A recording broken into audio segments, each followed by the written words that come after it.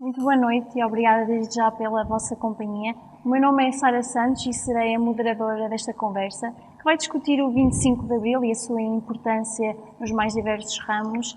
E para isso temos connosco um painel de convidados muito interessante, constituído por Manuel Cunha, médico e diretor do Serviço de Hematologia do Centro Hospitalar de Trás-os-Montes e Alto Douro, membro do PCP desde 1979 e membro eleito da Assembleia Municipal de Chaves há 20 anos. Também temos Carlos Afonso, líder do Grupo Municipal do PSD e professor na Universidade de Trás-os-Montes e Alto Douro. Gonçalo Nascimento Alves, membro da Assembleia Municipal de Chaves, eleito pelo CDS-PP, presidente da Comissão Política Distrital de Vila Real do mesmo partido. E Rogério Moura, advogado e membro da Assembleia Municipal de Chaves desde 2017, eleito pelo PS. Obrigada a todos por terem aceitado este convite. Isto é suposto ser uma conversa dinâmica, por isso sintam-se à vontade para fazerem as vossas intervenções sempre que acharem oportuno. Esta conversa chega até si através da Indihor, numa parceria com a Câmara Municipal de Chaves. Foi uma conversa pré-gravada e por isso vai cumprir todas as normas de segurança da DGS no âmbito da Covid-19 e não terá a presença do público. E sendo o PCP um partido que resistiu à ditadura e que tem uma ligação muito forte com o 25 de Abril, vou começar por si, Dr. Manuel Cunha. Eu sei que ainda era uma criança quando se deu a Revolução do 25 de Abril, mas ainda assim eu pergunto-lhe se lembra desse dia, sim, se lembra de onde estava e a fazer o quê, e se lembra também da sensação que havia na sociedade nessa altura.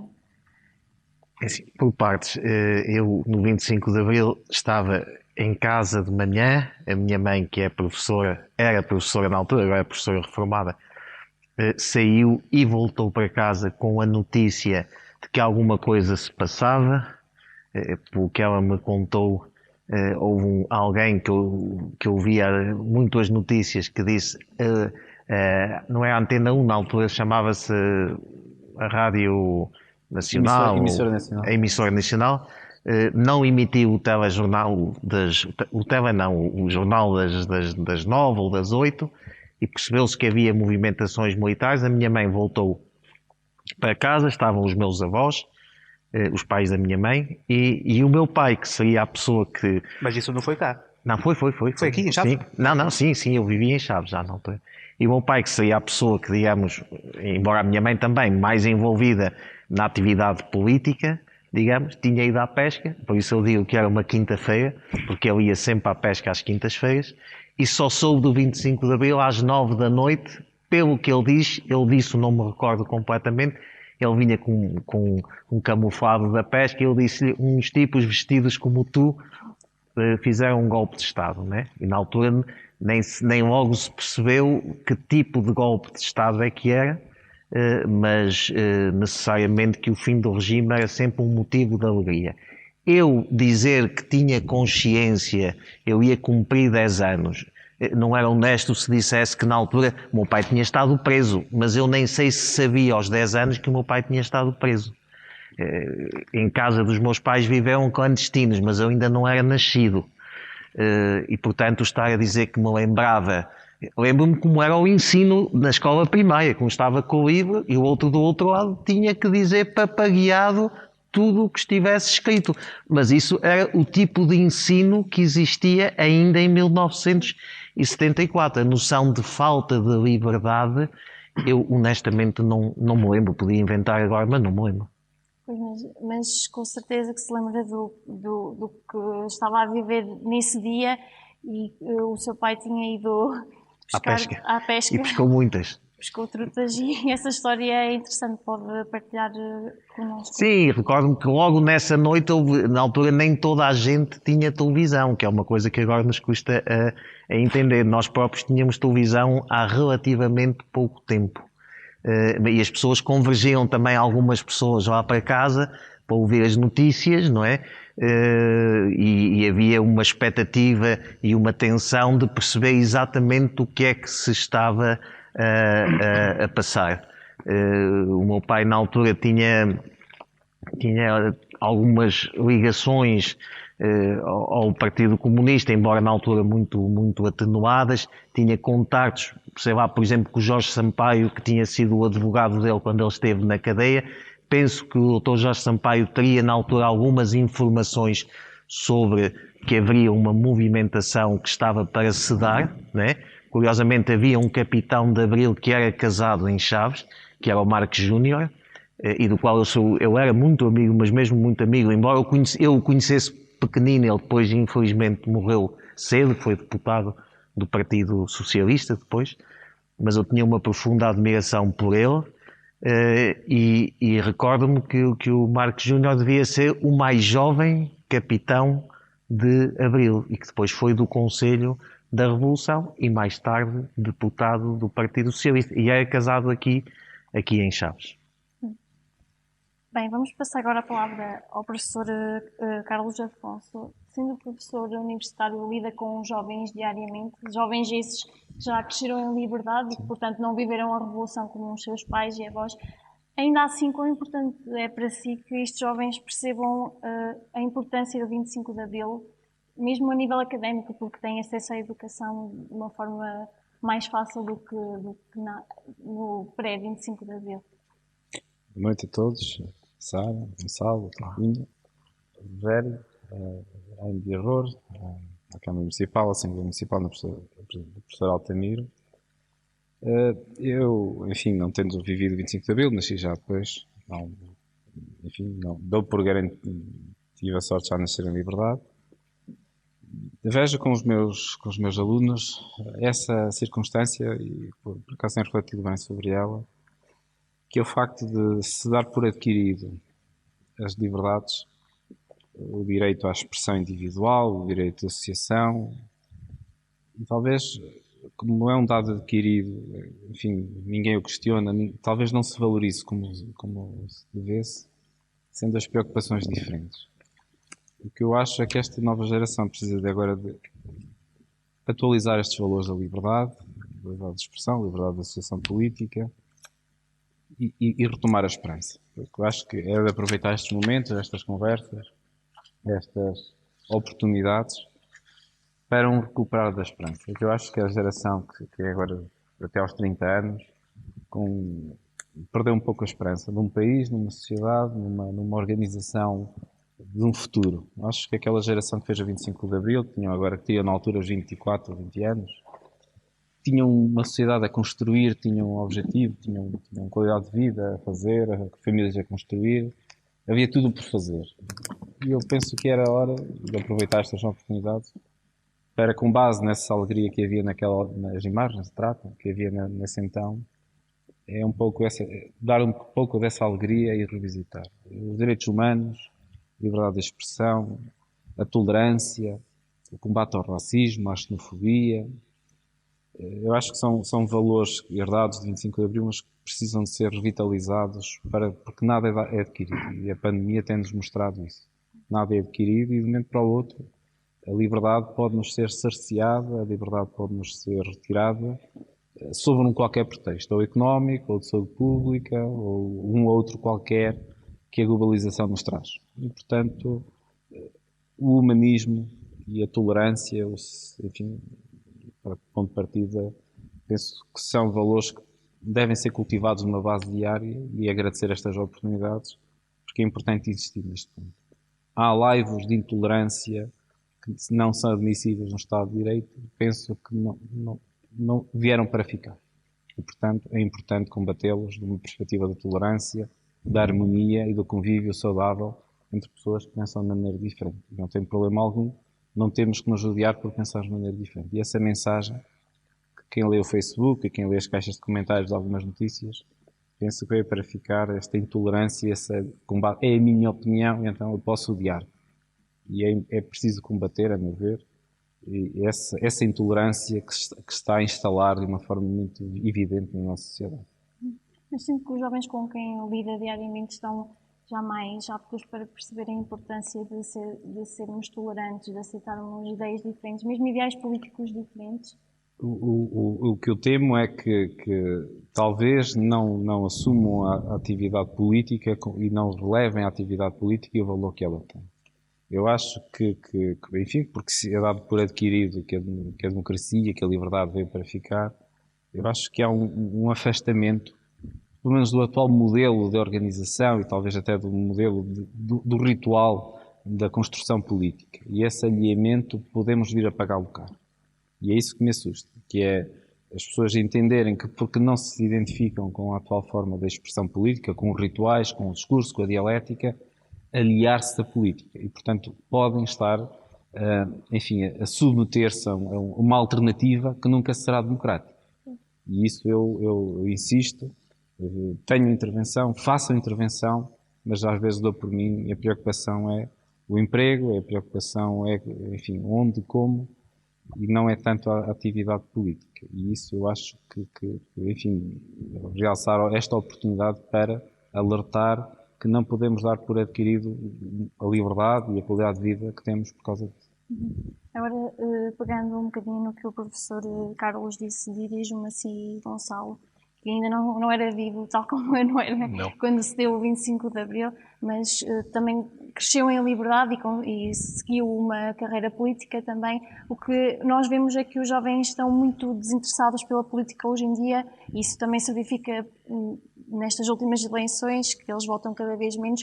A minha questão é como é que é possível, e se é possível, voltar a captar a atenção dos jovens, a reaproximá-los desta parte tão importante da sociedade que é a política? Eu tenho essa esperança. Se não tivesse essa esperança, não fazia parte de partidos, não teria eu próprio me envolvido em num partido político, não teria. Acima de tudo, acho e concordo com o Carlos, quando existe aqui uma falha de comunicação grave entre os partidos, a forma de funcionamento da democracia e as pessoas que são que usufruem da mesma.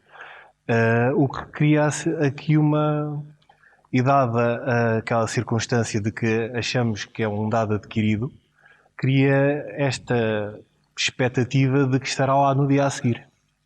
E existindo esta expectativa de estar lá no dia a seguir, ela é desvalorizada, porque aquilo que temos por adquirido está lá. Eu tenho a esperança, acima de tudo, que não só os partidos, mas a própria sociedade em relação aos partidos, que se crie aqui um reverter de evolução, que vai desde 75 até por aí adiante, no sentido de cada vez menor participação, cada vez um alinhamento, a expressão está correta, da sociedade em relação ao que desenvolve a nível político e nomeadamente nas suas instituições democráticas. Mas também tenho algum receio de que os populismos, a forma fácil de ver a causa pública, que não é fácil, não há respostas simples, não há respostas imediatas para problemas complexos com uma forte componente sociológica e em que, por vezes, não há respostas certas. Faz com que o imediatismo do momento que é aquilo que vivemos atualmente, tudo é automático, tudo é rápido, cria aqui um desfazamento que é difícil de contrapor e que faz com que muita gente que isto não lhe diga muito e que faça com que a causa pública, as instituições democráticas, os partidos políticos sejam elementos cada vez mais estranhos daquilo que deveriam ser, que é a representação dos diferentes interesses, das diferentes vontades, das diferentes percepções que os cidadãos têm da sociedade. Eu acredito, tenho essa crença de que conseguiremos reverter isto. Não me perguntes como, mas tenho essa esperança, porque só assim é que fará sentido o regime em que vivemos e o seu futuro. Porque com certeza haverá partidos que podem tentar capitalizar esse desinteresse que os jovens agora têm pela política de uma forma muito óbvia. Isso pode ser um perigo, porque se os jovens estão desinteressados e não se interessam e não querem investigar sobre política, se calhar conseguem ser levados. A mim o que me preocupa não é que as pessoas tenham interesse na política. Isso, para mim, por muito que seja de um partido que eu seja diametralmente contra. Eu não partilho muitas das opiniões do PCP, mas é uma convicção própria de que o PCP faz parte e deve fazer parte do regime democrático com as suas visões e com as suas opiniões. Por isso, o meu problema não é os jovens não quererem fazer parte, quererem fazer parte. Não é esse o problema. O meu problema é que, ao quererem fazer parte, por vezes um discurso mais fácil, um discurso mais imediato, mais irracional, mais intolerante, seja muito mais atrativo do que efetivamente exigirmos, entre aspas, uma reflexão, um diálogo mais construtivo, mais demorado, mais maturado, no sentido de que as políticas públicas, a causa pública, não é feito de flash, não é feito de coisas que se decide assim e amanhã está lá. Não, isto tudo toma tempo, porque organizações são pessoas, regimes políticos implicam pessoas, modelos de sociedade é basicamente pessoas. E quando estamos a querer fazer mudanças, e por mais legítimas que elas sejam, existe aqui uma componente que não funciona a uma velocidade que gostaríamos que todos que tivesse. Eu gostava que, um exemplo, por mais absurdo que seja, não é absurdo, mas eu gostava que amanhã a pobreza acabasse. Mas a pobreza não acaba assim. E eu sei que para muitas pessoas este tipo de discurso que eu estou a ter, para elas é inconcebível. Porque as coisas têm que ser imediatas. Eu percebo que a sociedade vive assim. Eu vou ao site da Amazon e amanhã o que eu comprei está em minha casa. Mas a democracia não funciona assim. E por isso, o meu problema não é que as pessoas queiram fazer parte da democracia no qualquer partido que seja, por mais que eu não concorde com ele.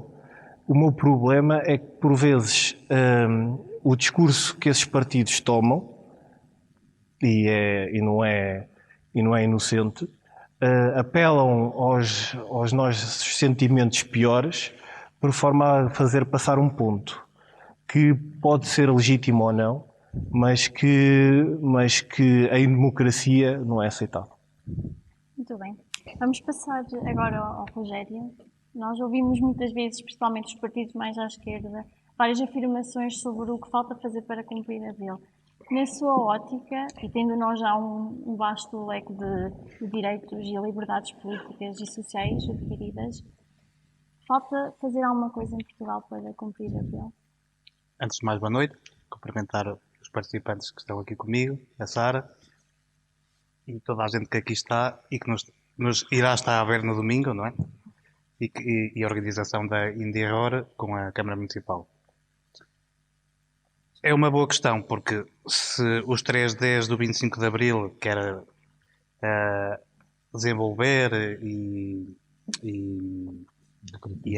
democracia, a descolonização, essa está feita, não é? A democracia e o desenvolvimento. A democracia é uma coisa que se vai construindo todos os dias. Mas o desenvolvimento, para mim, é a coisa que ainda está muito por concretizar. Nomeadamente, nós a seguir ao 25 de Abril de 74, eu ainda não era nascido, só nasci em 76, mas sou do ano da Constituição da República, de 76, que para mim, para além de ser das mais garantísticas de direitos, liberdades e garantias do mundo, posso dizê-lo com segurança, tem na sua gênese hum, hum, uma matriz de esquerda, como sabemos, mas que entretanto tem sido alvo de várias interpretações, mas uma das características da Constituição, e que está lá escrito, letra de lei, que é a nossa lei fundamental, é que Portugal deve caminhar para a descentralização. Descentralização, Prefácio não é uma lei. regionalização. Sim, está inscrito na nossa lei constitucional. E essa é a parte que nunca foi, nem nunca ninguém quis desenvolver. Houve alguns tipos de desconcentração, que não é bem a mesma coisa, mas que essa regionalização, principalmente para o interior, como nós aqui em Chaves, seria fundamental, quer a nível de coesão social, quer a nível de igualdade de oportunidades. E essa igualdade de oportunidades é uma matriz fundamental que Abril de 74 veio proporcionar, como é, sabemos, o Serviço Nacional de Saúde, a escola pública, o voto universal para toda a gente, o direito das mulheres que então tiveram, não tem comparação possível com antes de 74. Eu tenho aqui algumas notas que se alguém vira, tipo, o marido tinha direito ao lenocínio, ou seja, não era direito, mas eu tenho aqui as notas e posso ir ver. Ou seja, prostituir a esposa só dava uma multa, por exemplo. É que é uma coisa impensável. O direito de honra, ou seja, se a mulher fosse adúltera, o marido tinha direito, se a matasse, vulgo agora a violência doméstica com homicídio, o máximo que lhe podia acontecer era um desterro de 12 anos, de direitos políticos, essas coisas assim, e o desterro da comarca, era assim umas coisas. E com isto muitas outras, não é? Mas para além disso, a questão fundamental para mim, depois do 25 de Abril, é mesmo a regionalização. Que para nós, Concelho de Chaves e interior do país, é uma questão fundamental a nível de coesão social e de igualdade e equidade de oportunidades. Que às vezes não é a mesma coisa. Eu recordo-me bem, por exemplo, de antes do 25 de Abril, se a minha mãe quisesse ir connosco com os filhos à Espanha, tinha que ter uma autorização do meu pai. E se o meu pai quisesse ir à Espanha connosco, já não tinha que ter autorização da minha mãe. Isso estava e tinha que se cumprir, não é? Uma coisa que agora nos parece um absurdo, uma aberração. Sim, mas coisas existia, absurdas. e esta era, se calhar, a mais ténue. Ele apresentou algumas bem mais pesadas, não é? Exato. Mas os direitos da mulher estavam todos fortemente reduzidos. E agora, pegando também no que o Rogério disse em relação ao Serviço Nacional de Saúde, que sabemos que foi uma conquista pós 25 de Abril, mas devido ao 25 de Abril, Dr. Manuel Pinho, de que forma é que acha que o SNS está a ser muito importante no combate à pandemia neste momento? Vamos ver por partes. É bonito e fala-se pouco nisso. Portugal construiu um Serviço Nacional de Saúde a partir de muito poucas estruturas, com muito pouco recursos profissionais, humanos, médicos, enfermeiros, etc. E o que se fez em Portugal, no tempo em que se fez de implementação do Serviço Nacional de Saúde, cujo pontapé inicial foi o serviço médico à periferia, em que os médicos jovens foram destacados para o interior do país, e há uma célebre emissão da televisão contada ali na região centro, nem sequer foi assim tão longe dos que uma doente entrou num consultório e sentou-se e ficou a olhar para o médico. E o médico disse: então, o senhor, do que é que se queixa? Ele disse: eu só vim ver, que eu nunca tinha visto um médico na minha vida. Não é? Isso é e o que se conseguiu em termos de resultados concretos na saúde foi feito com custos insignificantes, tendo em conta que foi preciso construir hospitais, e aqui em Chaves o hospital só foi em 82 ou 80, quando eu saí ainda não havia, saí em 82, mas foi por aí, 83, 84 que foi inaugurado. Não tenho certeza agora. Agora, o Serviço Nacional de Saúde atualmente está muito sangrado de recursos, não é? E ainda ontem estava a dar as notícias de que há 20.000 enfermeiros fora de Portugal. E porquê é que eles saem? Neste momento até há alguma oferta de emprego, mas é com salários miseráveis. É com salários miseráveis para os enfermeiros. E, portanto, nós não fixamos os enfermeiros e muito menos fixamos os mais ativos, que é uma coisa que não se reflete. Uma das coisas que destruiu Portugal no tempo do fascismo e da miséria é que quem é que imigrava? Eu não estou a fazer nenhum juízo porque eu não imigrei nem os meus pais. Imigravam os mais ativos, imigravam os mais inconformados. E isso retirou de Portugal uma geração que foi construir França, a Alemanha, a Suíça, que foi os Estados Unidos. Eram as pessoas mais ativas. Uma parte ainda foi, na altura, para as colónias portuguesas, eram as pessoas que lançavam as mãos à... Ainda assim. E quem ficou cá... Pois alguns por razões familiares, outros por razões afetivas, e depois também ficaram os que tinham menos iniciativa, na saúde e agora na questão da pandemia. A resposta do Serviço Nacional de Saúde, com todas as debilidades que tinha e tem, com toda a improvisação que foi necessário fazer em março e em abril, com a falta de recursos. Eu recordo-me de estar no hospital e não havia máscaras. Não havia máscaras em março ou abril. E não havia luvas. E não havia gel. Nos primeiros tempos. E depois houve uma resposta espantosa, está a haver uma resposta espantosa, depois há respostas assimétricas e neste momento nós devemos estar muito mais concentrados na saúde não Covid, porque aí é que está a haver a verdadeira dificuldade. Eu não gosto de frases pomposas da verdadeira tragédia, mas os atrasos da saúde que se deram neste ano, num Serviço Nacional de Saúde que já tinha dificuldades em responder. E quando nós percebemos que o investimento para responder agora está a ser muito mais conjuntural, porque já começa a haver enfermeiros que acabam os contratos e que não são contratados, e por aí fora, e quando nós precisamos de um reforço gigante, porquê? Porque o atraso é gigante. E uma noção, como já houve também na gripe... naquela gripe de 2014, quando houve a maior, digamos... Sim, mas doutor, se me permite, tenho alguns clientes emigrados nos Estados Unidos que me dizem muitas vezes, vocês não sabem a sorte que têm. Os meus doentes, se podemos falar em questões individuais, os meus doentes que são imigrantes nos Estados Unidos e que vêm para cá, ou que vêm cá ser tratados nos meses em que estão de férias, eles não acreditam que isto existe. É isso? Eles dizem assim, às vezes esperamos um bocadinho, mas de resto, doutor, isto é o paraíso. Eles não acreditam que há esta disponibilidade, esta generosidade. E quando nós lhes explicamos, e estou a falar agora do ponto de vista médico, qual é a média que nós recebemos por uma consulta, eles riem-se. Eles não acreditam. Quanto é que o Estado paga em média? Não é a um médico individualmente, calculando todos os médicos e todas as consultas, os preços são absurdos. Andam na casa dos 6 euros, dos 5 euros. Isto é impossível até para a realidade portuguesa da medicina privada.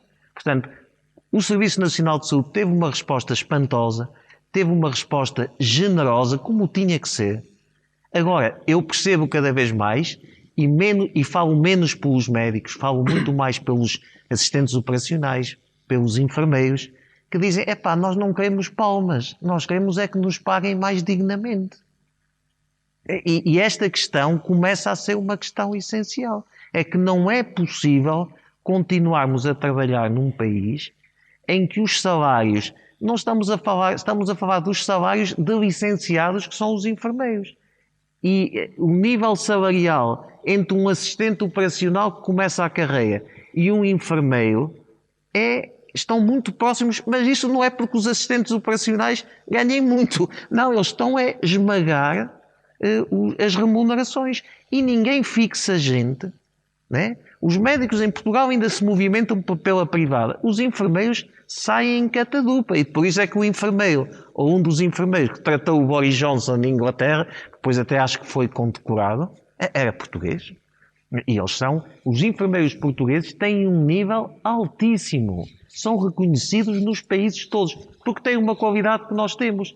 É que somos tecnicamente, em geral, na saúde, Na média europeia não somos melhores, mas também não somos piores. E temos uma generosidade, um humanismo, uma disponibilidade, uma capacidade de improviso, de trabalhar com o que se tem. Nesta pandemia fizeram-se verdadeiras invenções para socorrer os doentes.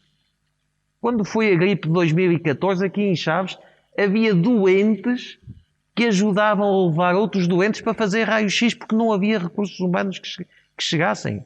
Fizeram-se coisas, até os doentes ajudavam. Isto só em Portugal, quer dizer, só em países com grande humanismo e com grande tradição. E, portanto, eu acho que a resposta do Serviço Nacional de Saúde à pandemia foi excepcional. Excepcional. E digo isto com a vontade. Eu diretamente não trabalhei na pandemia e, portanto, estou a falar do trabalho dos outros. Houve uma generosidade, um voluntarismo gigante. E agora é preciso que esse entusiasmo seja reconhecido, seja premiado e seja dedicado ao resto da saúde, porque não pode haver doentes que, por terem Covid, são mais importantes que outros que têm outras doenças. Nós temos que tratar a saúde dos portugueses. E essa é uma das conquistas que veio do 25 de Abril e que melhor se traduziu no bem-estar. Vocês pensem só, qualquer seguro de saúde nos Estados Unidos anda na casa dos $500.000 por mês.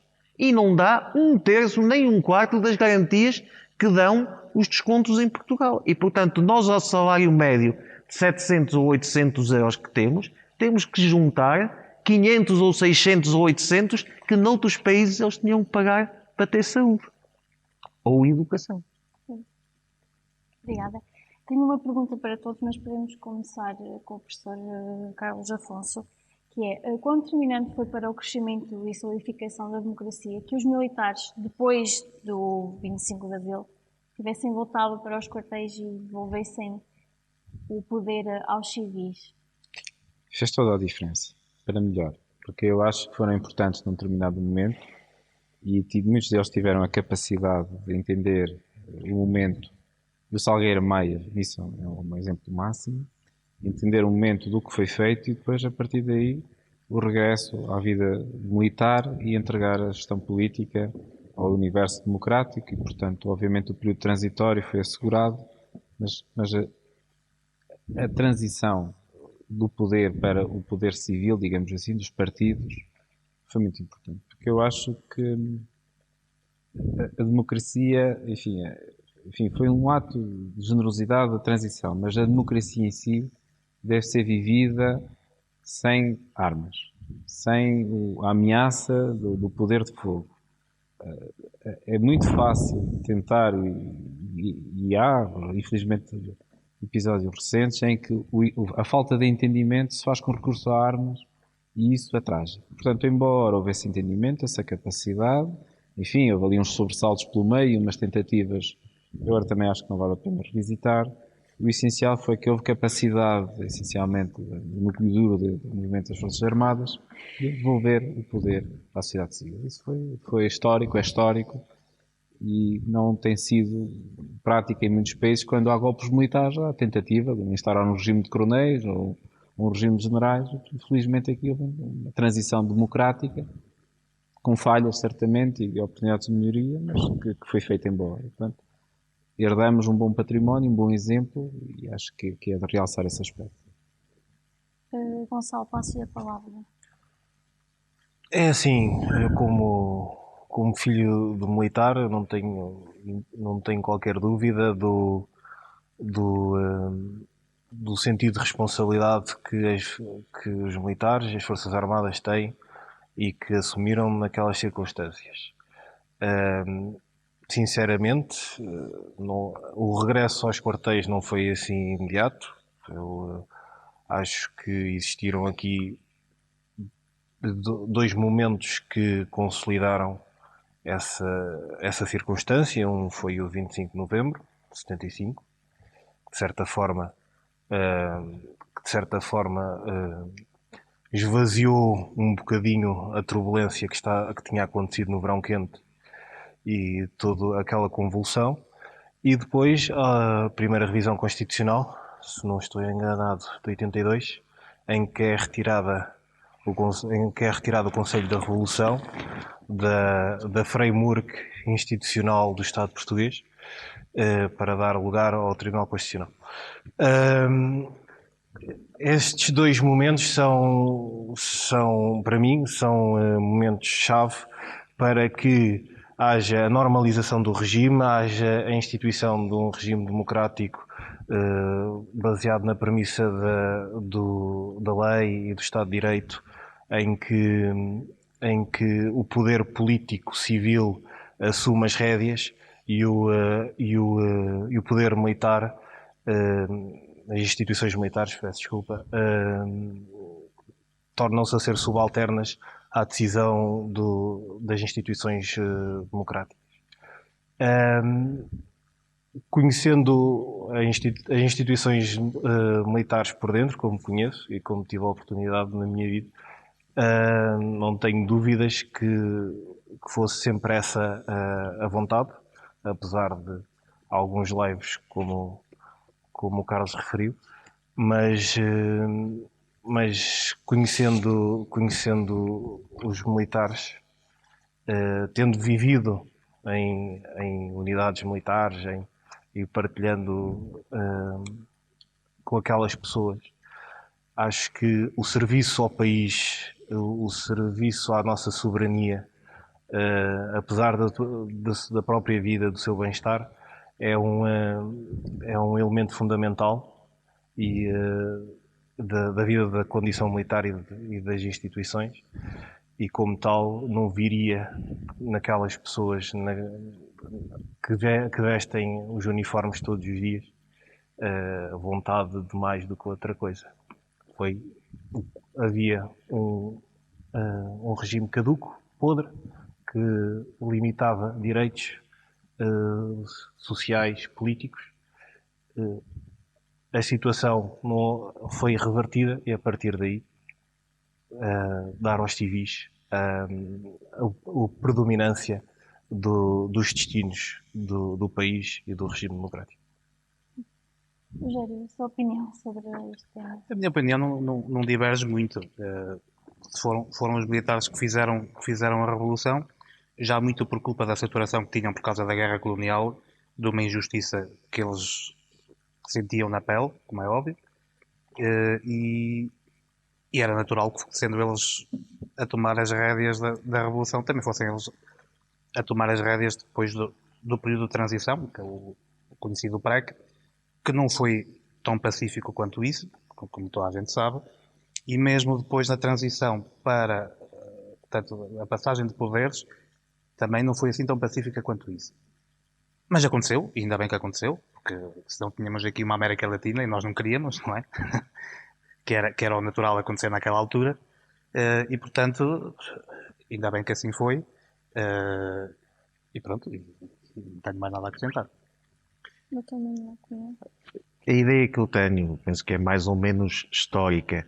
O movimento dos militares é essencialmente um movimento que parte inicialmente de perceberem que a guerra colonial era uma guerra que não podia ser vencida e que estávamos num pântano de morte, de sofrimento, estávamos fora da história, porque a ilusão que um país tem, que é o único que vai manter colónias em África, é poesia, quer dizer, não é poesia, é fascismo e é fora da realidade. E, portanto, os militares fazem um golpe de Estado cujo primeiro momento, e por isso junta figuras ideologicamente tão diversas e que são envolvidas precocemente, como o Spínola, como o Marchal Costa Gomes, que é daqui de Chaves, e como militares muito mais à esquerda e muito mais esclarecidos politicamente, e outros mais ingênuos. Quando se dá o golpe de Estado, a seguir, já não são os militares que comandam.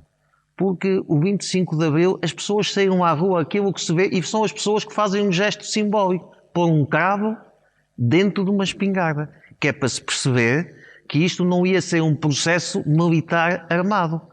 Os militares, no essencial, cumpriram, o MFA, aquilo que se propunham, proporcionaram condições democráticas para as eleições da Constituinte em 75, que fez uma Constituição que foi aprovada em 76, e depois as eleições para a Assembleia da República e uma gradual transição para o afastamento completo dos militares da vida política, como disse o Gonçalo, que se dá com a extinção do Conselho da Revolução em 82. Eu acho que estamos aqui em Chaves e há uma pessoa que não tem sido, acho eu, devidamente homenageada, que é o Marechal Costa Gomes.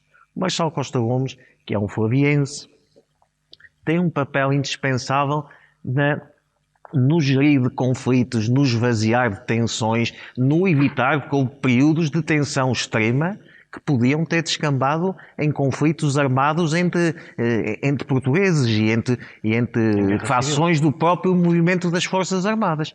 E o Marechal Costa Gomes, na altura não era Marechal, era General, teve um papel importante, como outros militares tiveram em todo esse processo. Acho que os militares, no essencial e vistos globalmente, fizeram o seu papel, mostraram que não tinham apetência de poder, mostraram que não fizeram um golpe de Estado para transformar isto num outro qualquer tipo de ditadura militar, e fizeram esse papel. Volto a dizer, a homenagem ao Marechal Costa Gomes, feita pela cidade de Chaves, tinha que ser muito mais profunda. Ele não foi só Presidente da República, é verdade que foi Presidente da República não eleito, mas jogou um papel decisivo na evolução para o regime democrático como o temos atualmente.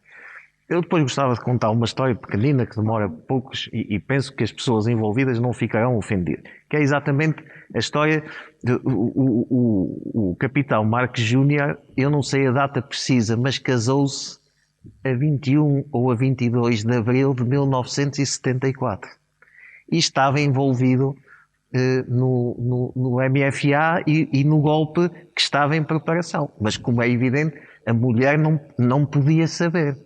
Então, não sei se é no dia 24 que ela acorda de manhã, no primeiro ou no segundo dia da lua de mel, estava sozinha e tinha um bilhete na recepção a dizer: daqui a umas horas já vais perceber porquê. Que era que o marido tinha ido em plena lua de mel fazer o golpe e a revolução, chama fazer o 25 de Abril. Isto mostra qualquer coisa. Eu ouvi a história contada pela Luísa Marques Júnior, que é daqui de Chaves, e é por isso que o Marques Júnior tem ligações a Chaves, e ela no fundo sempre contou isto com orgulho, e eu acredito que o capitão Marques Júnior na altura teria 25, 26, não teria muito mais anos. E como é que se pode ter tanta generosidade que em plena lua de mel, no segundo ou no terceiro dia, se vai para uma missão que correu muito bem, mas que não era certo que corresse muito bem. Isto mostra o espírito e a generosidade dos capitães da vida. Dos capitães mais humildes. O capitão Marques Júnior, que é ali da região de Leiria, da Marinha Grande, tinha uma origem social humilde e foi um momento em que as Forças Armadas tiveram necessidade de se capacitar para a guerra colonial, que alargaram o recrutamento de oficiais e que foram muitos desses oficiais de origem muito mais humilde que deram depois um impulso decisivo à Revolução e ao golpe do 25 de Abril de 74. Portanto, eu acho que nós devemos sempre uma homenagem ao movimento das Forças Armadas e aos militares que fizeram o 25 de Abril. Sempre. Vamos agora à parte mais pessoal da experiência do 25 de Abril de cada um, apesar de sabermos, claro, que alguns eram crianças, outros ainda não vivos, mas, Rogério, eu sei que o seu avô foi detido antes do 25 de Abril. Muito antes. Muito antes, num desfile do ex-presidente Oscar Carmona, Marechal. Mas pode partilhar connosco essa história e de que forma essa história acabou por marcar a sua vida? Ele contava muitas vezes porque aquilo nitidamente revoltou durante anos, não é?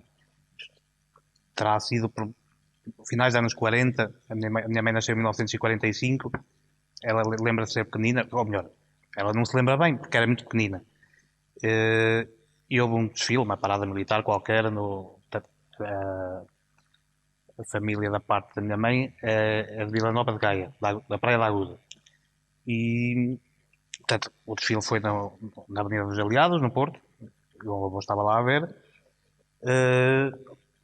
e se calhar ele devia ter aí uns 30 e poucos anos e terá dito qualquer coisa como só lhe falta o panacho, referindo-se ao Marechal. E entretanto sentiu umas mãos nas costas E eram 2 agentes da PIDE que o levaram logo detido para interrogatório, passou lá à noite.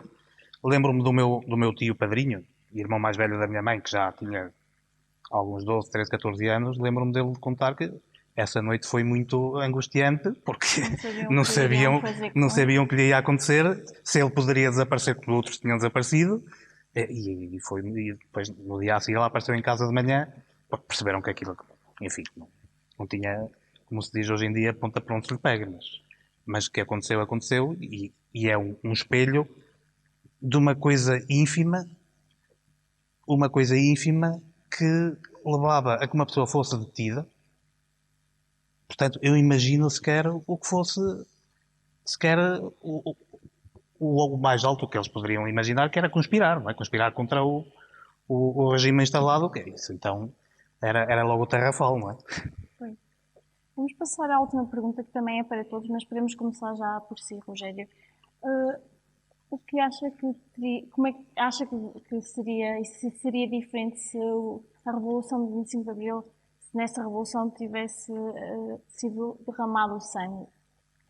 E foi derramado o sangue. Não foi uma revolução tão sangrenta como não foi no 25. Diz? Não, no 25 também foi. Também. A GNR disparou e matou 1 ou 2 soldados. A GNR que estava a defender o ou pelo menos 2 Caetano. mortos, já salvo erro. Lá no quartel do Carmo, à volta do quartel do Carmo. Estava-me a referir a... Sim, mas... quando entraram na sede da PIDE. Isso na sede da DGS, da PIDE-DGS. Isso morreram mais 6, salvo erro. Ou 12. Já não sei, já não tenho certeza. Mas nesse dia foram 2, pelo menos. E...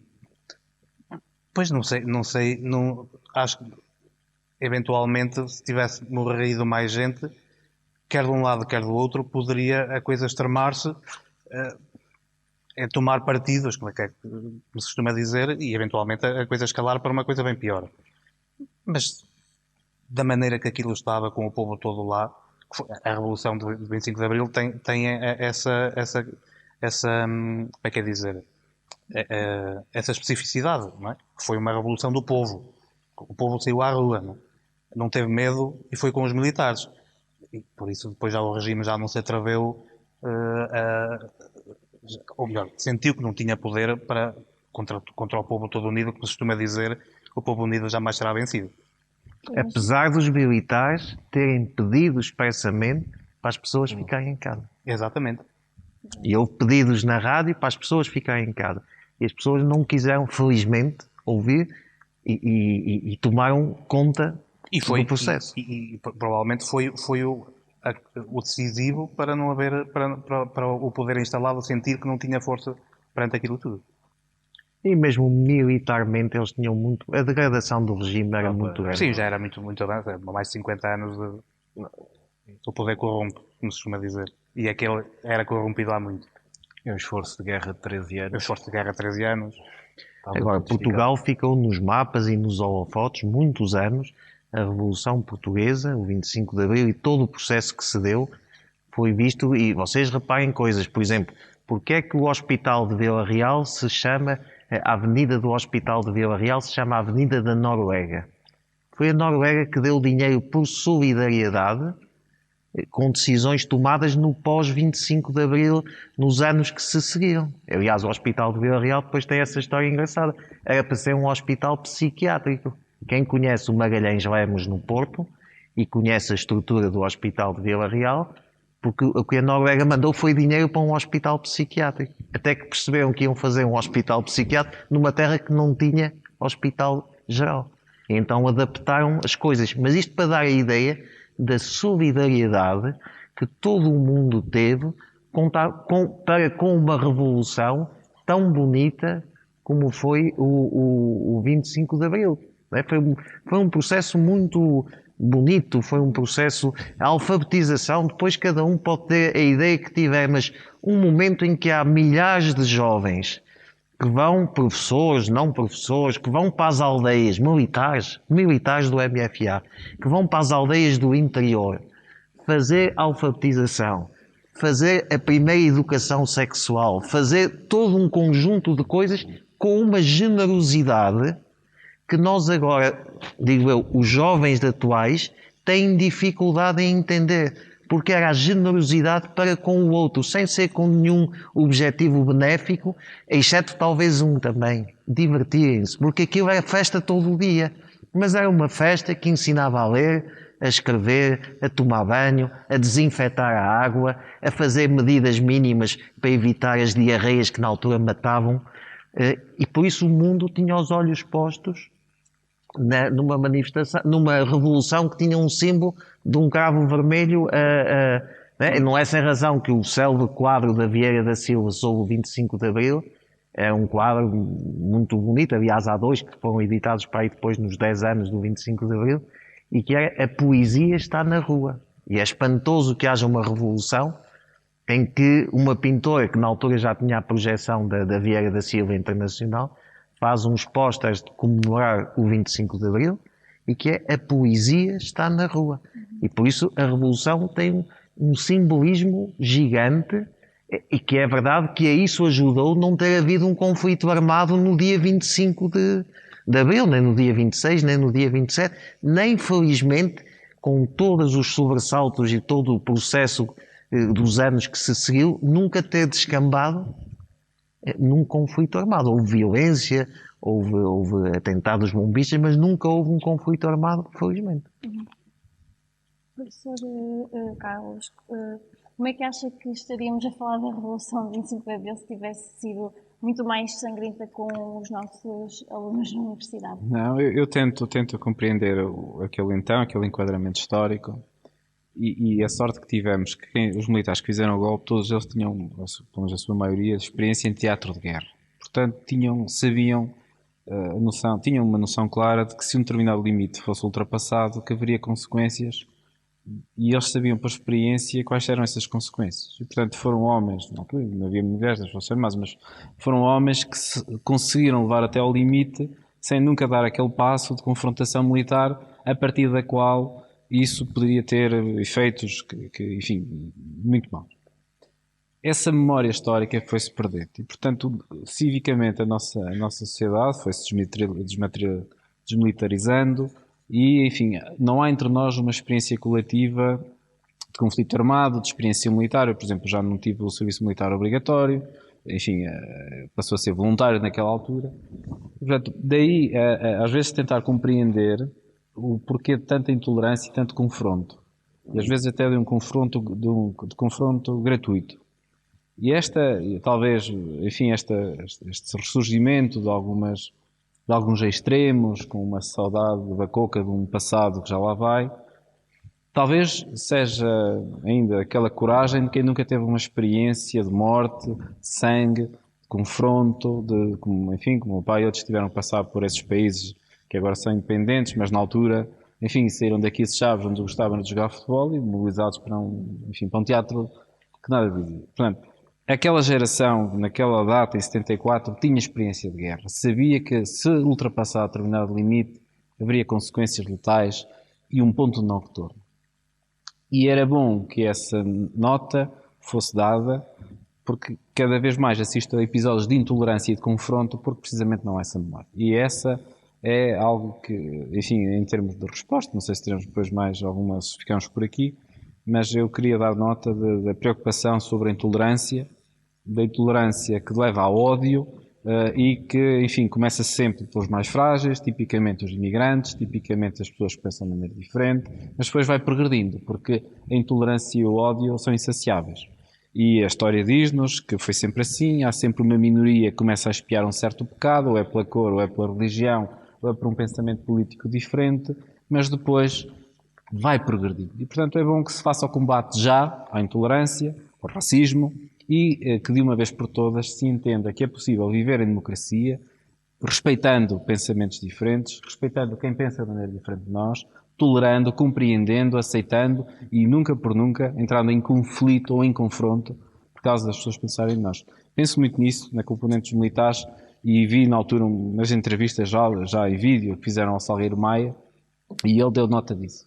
Portanto, para mim ficou sempre essa noção. Tiveram o sangue frio porque sabiam o que era a consequência da guerra, a morte. Por isso é que eu penso que o 25 de Abril não deve ser só celebrado, deve ser assinalado. Que é para as pessoas terem consciência as que eram vivas na altura do que era antes e as que não eram, de tentarem perceber que os direitos não são garantidos como não eram na altura. Não é só direitos, liberdades e garantias. Não é? Portanto, e hoje em dia temos esta pandemia que já nos tirou algumas liberdades e as pessoas não aceitam, já não estão a aceitar isso muito bem. É um estado de emergência, tudo bem, mas quando se nota que há ódio mesmo, há ódio. As pessoas tu abres uma rede social e aquilo é a cultura do insulto, Intolerância. da intolerância pura, de pessoas que se escondem atrás de um teclado e descarregam lá as suas frustrações, muitas vezes falando ou escrevendo sobre coisas que não têm a mínima noção do que estão a escrever ou a falar ou a discutir, mas pronto. Gonçalo, a sua opinião sobre este assunto? Sobre se. É assim, depende de tudo. O regime, de certa forma, está mais legitimado, a revolta foi mais legitimada porque as mortes que existiram foram provocadas por um lado também. Também teve esse lado, teve essa componente. Por isso, não, o Se era um grande jogador, mas não marcava golos, costumavam dizer. Logo, o que poderia ter vindo do regime daquela revolução, caso tivesse sido muito mais sangrenta, a resposta é absolutamente imprevisível, não sei. Agora, pegando no que o Manuel Cunha estava a referir, Portugal é a segunda revolução daquilo que Samuel Huntington, na sua obra sobre as ondas de democratização, é a segunda revolução democrática na terceira onda de democratização do século XX. A primeira foi a grega, depois veio a portuguesa e depois a espanhola e por aí adiante. E Portugal beneficiou na altura. Eu estive com o Seixas da Costa já faz 5 anos, 5, 6 anos. Estive com o Seixas da Costa, que é um embaixador, secretário de Estado. Sigo religiosamente tudo o que ele escreve.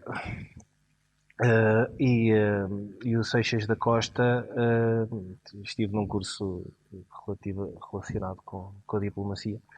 E o Seixas da Costa dizia que na altura Portugal beneficiou de uma boa recepção a nível diplomático, que tudo o que era cargos na ONU lhe eram atribuídos e muitas vezes sem Portugal ter pessoas para lá meter.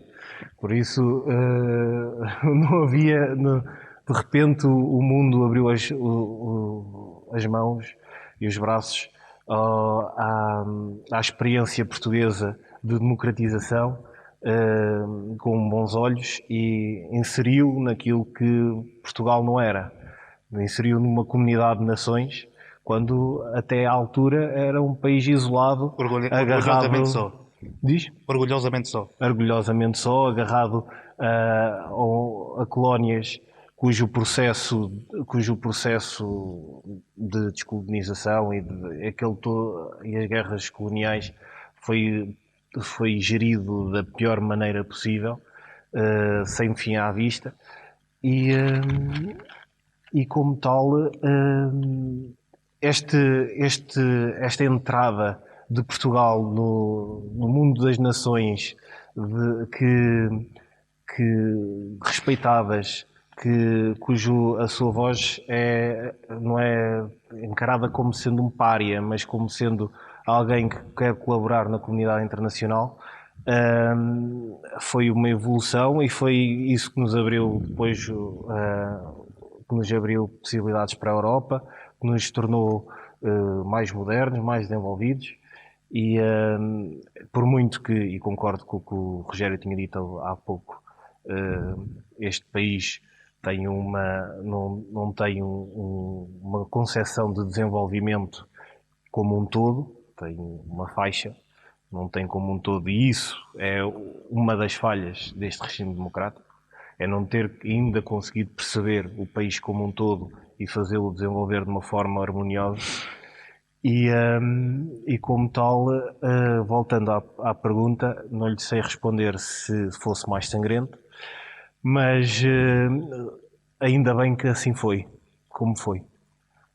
Porque o regime conseguiu-se legitimar, o regime que estava desagregou-se. Eu também tenho uma história sobre... O meu avô foi denunciado pelo padre. O meu avô foi denunciado pelo padre. A matriz católica do regime, não é? Sim, foi denunciado pelo padre à PIDE e por pensamentos subversivos, essas coisas que existiam. Mas ainda bem que aconteceu o 25 de Abril.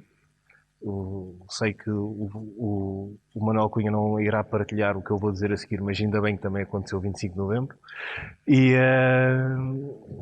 acho que, acima de tudo, temos que construir este regime democrático, sustentá-lo dia após dia, seja nas instituições democráticas, seja pela nossa participação cívica e social, pois nada é garantido e estamos a ver que, por vezes, os nossos piores instintos estão a ser alimentados por pessoas que veem disto de uma forma meramente oportunista.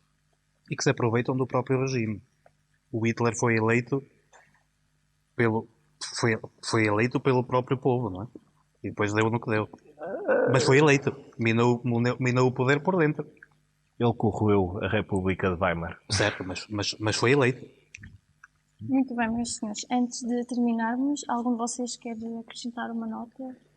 Eu acho que Fazer uma nota final a cada um, penso assim. Sim. E faz. eu punha só uma pequena consideração que o que se passou em Portugal, por comparação ao que se passou com a Espanha, Portugal teve verdadeiramente uma revolução e um desmantelar quase estrutural do regime fascista. A Espanha não teve.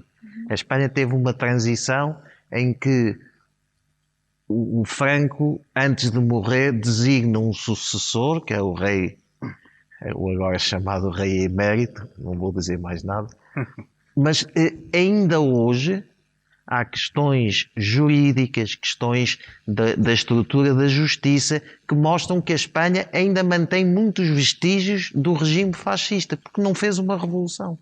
E Portugal fez mesmo uma revolução. Não foi só, foi um golpe de Estado que depois se transformou numa revolução. E toda a estrutura foi desmantelada. As leis, a estrutura da justiça, os organismos da justiça, todo o regime foi desmantelado. E isso é uma vantagem incomensurável que nós temos do processo da Revolução Portuguesa. Agora, os tempos atuais, nós construímos uma geração, os modelos, que a mim me fazem sempre uma comichão imensa, do que é bom é ser empreendedor, do que é bom é ir para o ensino básico e ensinar as criancinhas a poupar dinheiro e à importância do dinheiro e a saber gerir dinheiro, e que o que é bom é que cada um corra e o mais forte ganha, e que isto temos que ter só igualdade de oportunidades, mas a igualdade de oportunidades é como dizer, vamos aos figos, eu tenho 1,80m, tu tens 1,40m, mas vamos os dois aos figos. Agora, se um chegar mais alto, a vantagem. Nós construímos, a partir dos finais dos anos 80, dos anos 90, na televisão, nas novelas, no ensino, todo um processo que empurrou para o individualismo, para o egoísmo, para a competição. E de repente, quando veio a crise económica, temos uma geração, eu tenho uma filha com 31 anos e tenho sobrinhos com 20 e tal, e de repente a minha filha uma vez disse-me, ó pai, sabes qual é a grande inveja que eu tenho de ti? É que tu na minha idade, aos 20 anos, aos 25, tinhas uma esperança no futuro gigante. E nós não temos. Nós sabemos que temos trabalho precário, nós sabemos que somos empurrados para emigrar, nós sabemos que se quisermos ter filhos, somos despedidos ou não somos recontratados. Nós sabemos que o direito à habitação é uma quimera, porque os preços da habitação são incomportáveis. E então, isso é que esta geração, quando é que se vai dar uma mudança mais radical? Quando é que o ativismo, quando é que os jovens se revoltam mais, se comprometem mais com a atividade política? No fundo, percebendo que a política está em tudo e nós podemos dizer, os políticos estão além, mas são estes que nós dizemos assim que decidem sobre as nossas vidas. E é este momento de esperança que inevitavelmente tem que ser relançado. Nós temos a geração de portugueses mais qualificada de sempre, né? Fenomenalmente, com formação superior, com toda... Mas é preciso dar um futuro de esperança e é preciso voltarmos-nos para haver exatamente menos desigualdade. Às vezes parece que um dos Ds que estava no 25 de Abril que foi mais para a desigualdade do que para o desenvolvimento. Né? E acho que a questão principal é exatamente esse, devolver a esperança na participação política, e o melhor exemplo que cada um de nós pode dar é uma participação política sem ambição de taxas, de poder, de influência. Pessoalmente foi por aí que eu fui, e o que é que eu deparo na minha vida? É quem está do outro lado a julgar-me, no hospital, mesmo na sociedade, pensa sempre que eu tenho uma segunda agenda de um objetivo obscuro de poder. E é isso que os jovens criticam exatamente nos políticos. Se tu estás aqui é porque queres uma vantagem. Não são só os jovens. Sim, agora os jovens vão crescendo e vai sendo... E nós temos é que nos envolver todos, e os políticos têm que ter um discurso coerente entre o que prometem e o que fazem. Mas toda a gente é política. Essa Eu é que é sei. a questão. Há que desmistificar isto. Toda a gente é política quando critica um político. Quando critica Claro. uma política. Os políticos saem da sociedade civil em conjunto. Rogério, pode fazer a sua nota final, Exato, por favor? desculpa lá. Já agora aproveita, não é? Pronto, é só para dizer que sou um filho ou um neto do 25 de Abril de 74. E quando me comecei a interessar por política, fui estudar o que tinha sido o 25 de Abril, tinha sido o regime anterior, fui estudando, identifiquei-me com os valores de Abril, com o Estado Social, com o Serviço Nacional de Saúde, com a escola pública, que nos trouxe a Constituição que temos, o Estado de Direito, a democracia, e sobretudo que nos trouxe a liberdade de expressão, a liberdade de imprensa, senão não podíamos estar aqui hoje, não é? E portanto... também, ao mesmo tempo, que me fez,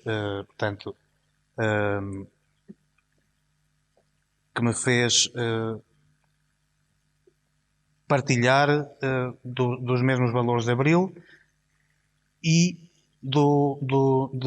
nestes tempos de pandemia que agora vivemos, de crise, vê-se qual é a importância do Estado, que é para onde todos se viram quando as coisas correm mal.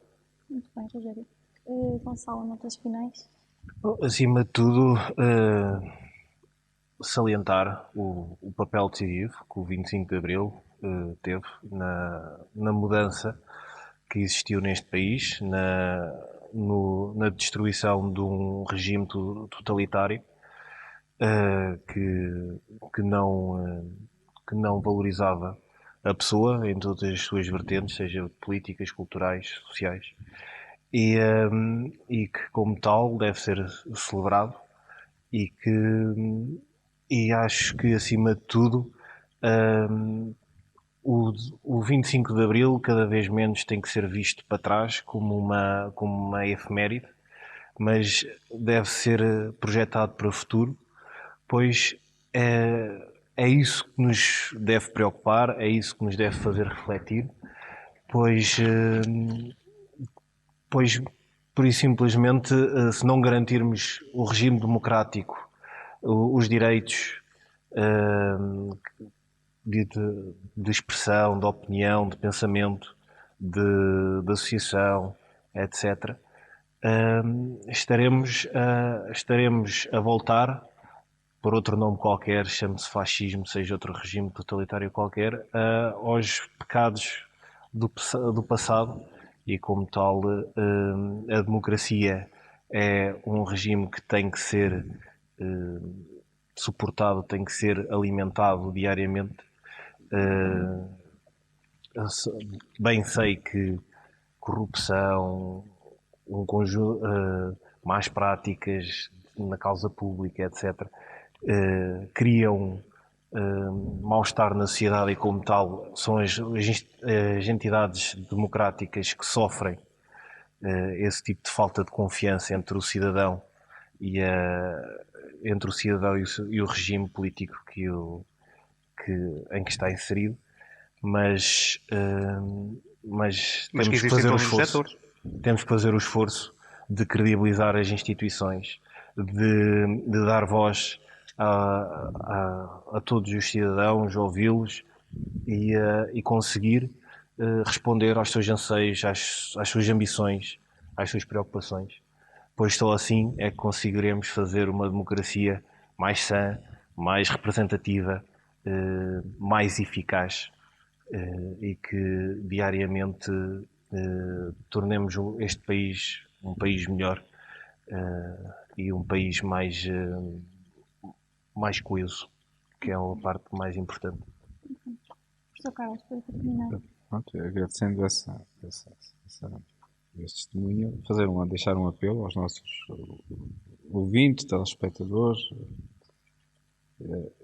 agarrar o testemunho que nos foi dado pelo 25 de Abril, da tolerância, da liberdade de expressão, da liberdade de associação, da democracia dos partidos e mobilizar os jovens para as novas causas que enfim, com base neste histórico muito importante, que são o combate à intolerância, à xenofobia, ao racismo, uma percepção sobre a importância da defesa do ambiente no combate às alterações climáticas, que depois leva a um desenvolvimento de doenças e pandemias.